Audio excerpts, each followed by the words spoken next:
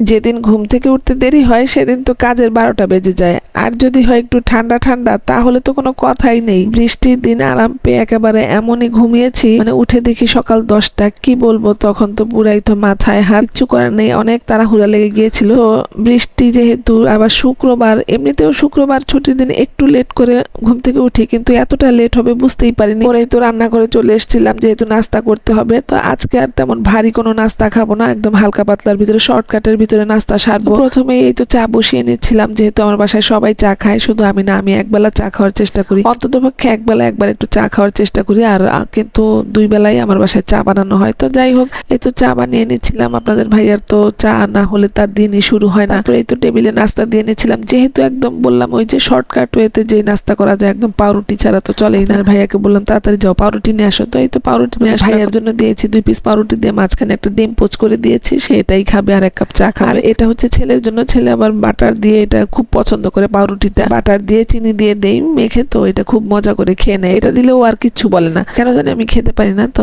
তার আমার জন্য আবার পরোটা আবার বানানো ছিল ফ্রিজে, তো সেটা আর দেইনি, একটু নরম হয়ে গিয়েছে পোচ করে। তারপরে তো আমি নাস্তাটা করে নিলাম। নাস্তার পর টেবিলের এই অবস্থা হয়েছে, কি করব, কেউ সবাই তো যার যার মতো নাস্তা করে চলে গিয়েছে। এখন এটা আমাকে পরিষ্কার করতে হবে, গুছাতে হবে। আর ডাইনিং টেবিলটা যদি পরিষ্কার না থাকে না, তাহলে আমার একদমই ভালো লাগে না, এলোমেলো থাকলে আমার কিচ্ছু ভালো লাগে না। তো যাই হোক, আমি পরিষ্কার করে নিলাম। তারপরে তো রান্না করতে চলে আসলাম। মুরগির মাংস বের করে নিয়েছি, আর মুরগির মাংসটা আমি কিন্তু আগের দিন রাতেই, মানে বৃহস্পতিবার দিন রাতেই আমি একেবারে প্রসেস করে তারপর নরমালে রেখে দিয়েছিলাম, ফ্রিজের নরমালে। কারণ হচ্ছে যেহেতু আপনাদের ভাই আগের দিনে বলেছিল একটু খিচুড়ি রান্না করার জন্য, সেদিন দিইনি আলসেমির কারণে, তো ভাবলাম শুক্রবারেই করে দিব খিচুড়ি আর মুরগির মাংস। তো তারপরে এই তো সবকিছু রেডি করে নিলাম। আর এখানে কিন্তু রসুন গুলো আমি একদম ছেঁচে নিচ্ছি। কি করব, রসুন বের করা ছিল কিন্তু ডিপ ফ্রিজ থেকে আমার বের করতেই ভুলে গিয়েছি। তো এখন কি করব, সেটা গলতেও সময় লাগবে। তো একটু রসুন হাম্বল দিস্তার মধ্যে দিয়ে থেতলে নিয়েছিলাম, কারণ হচ্ছে, আর এটার কারণে কিন্তু আজকের মাংসটা রান্না অনেক মজা হয়েছে। যাই হোক, তারপরে তো মশলাগুলো দিয়ে আমি মশলাটা আগে কষিয়ে নিচ্ছিলাম, কারণ হচ্ছে মশলাটা কষিয়ে না নিলে তো আবার ভালো লাগে না খেতে। আর যেহেতু ফার্মের মুরগি, বেশ ভালোভাবে মশলাটা কষিয়ে নিচ্ছিলাম। আর আমি মশলা কিন্তু একেবারে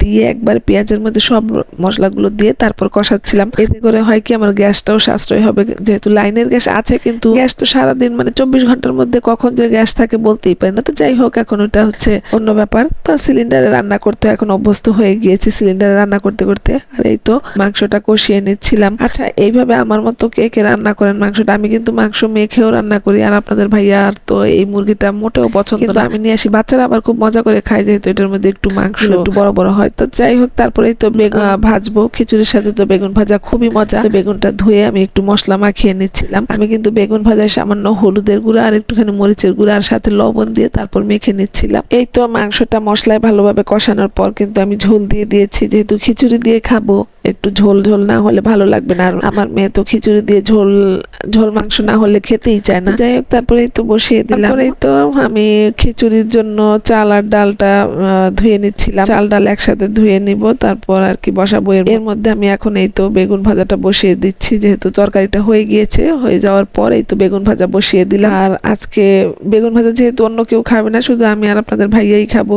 আপনাদের ভাইয়ারও আবার খিচুড়ি দিয়ে বেগুন ভাজাটা খুবই পছন্দ। বেগুন ভাজা হয়ে গিয়েছে, বেগুন ভাজা হয়ে যাওয়ার পর আমি এখন কিন্তু খিচুড়িটা বসিয়ে দিব। খিচুড়ির চাল ডাল তো ধুয়েই রেখেছি, আর সাথে কিন্তু আমি আলু দিয়ে ধুয়ে নিয়েছিলাম। এই তো খিচুড়িটা বসিয়ে দিচ্ছি। ঘুম থেকে উঠতে দেরি হলেও রান্না করতে কিন্তু আমার মোটেও দেরি হয়নি, 2টার মধ্যে একদম রান্না কমপ্লিট করে ফেলেছিলাম। আর তারপর সবাই মিলে খেতে বসেছিলাম। আর বলে রাখি, ভিডিওটা আমার গত শুক্রবারে, কারণ এই ভিডিওটা আসলে এডিট করতে একটু দেরি হয়ে গেল বিভিন্ন সমস্যার কারণে। এই তো সবাই মিলে খেতেও বসে পড়েছি, আর সবকিছু বের নিয়েছি, দেখতেই পাচ্ছেন অনেক সুন্দর রং হয়েছে, আর খেতেও কিন্তু বেশ মজা হয়েছিল। আর আপনাদের ভাইয়া তো সেদিন খিচুড়ি খেয়ে খুব মজা পেয়েছে, আর বলছিল এইভাবে প্রায় মাঝে মাঝে আমাকে একটু খিচুড়ি রান্না করে দিবে, রাতের বেলায় হোক বা দুপুর বেলায় হোক আমাকে মাঝে মাঝে খিচুড়ি রান্না করে দিবে। রোদ হোক বৃষ্টি হোক, যেটাই হোক, আমাকে মাঝে মাঝে খিচুড়ি রান্না করে দিবে। আসলে খিচুড়ি রান্না করি, কিন্তু সেদিনের খিচুড়িটা এত মজা হয়েছিল, এটা খেয়ে সে বলছিল যে এভাবেই আমাকে খিচুড়ি রান্না করে দিবে। যাই হোক, কথাগুলো শুনতে খুবই ভালো লাগছে। সেদিন তো আপনাদের ভাইয়া বেগুন ভাজা দিয়ে খুব মজা করে খেয়েছিল, সে মাংস তো নিবেই না, বলতেছে আমার বেগুন ভাজা দিয়ে খিচুড়িটা অনেক মজা হয়েছে। আমার কাছেও বেশ ভালোই লেগেছিল। এই তো আমিও